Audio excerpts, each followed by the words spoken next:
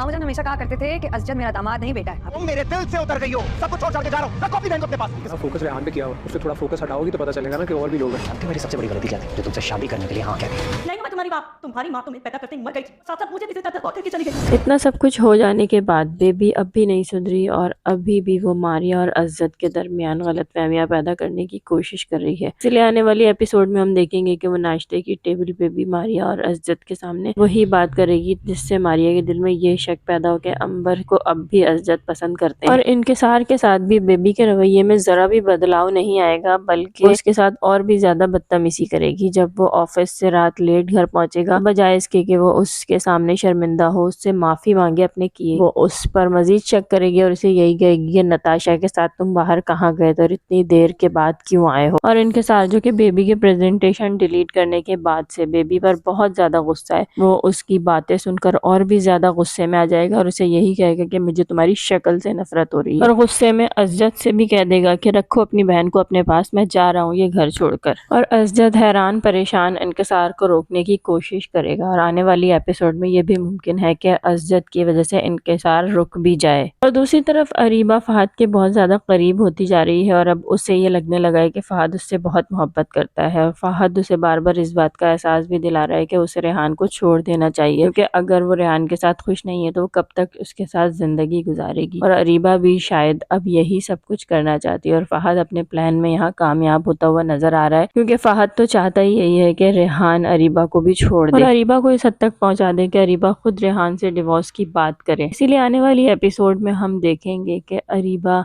नूर के साथ भी बहुत ज्यादा बदतमीजी करेगी। नूर जब उसके करीब आने की कोशिश करेगी तो उसे धक्का देगी और उसे यही कहेगी मैं तुम्हारी माँ नहीं हूँ, तुम्हारी माँ तुम्हें पैदा करते ही मर गई थी और साथ में मुझे भी जिंदा दरगोर कर गई।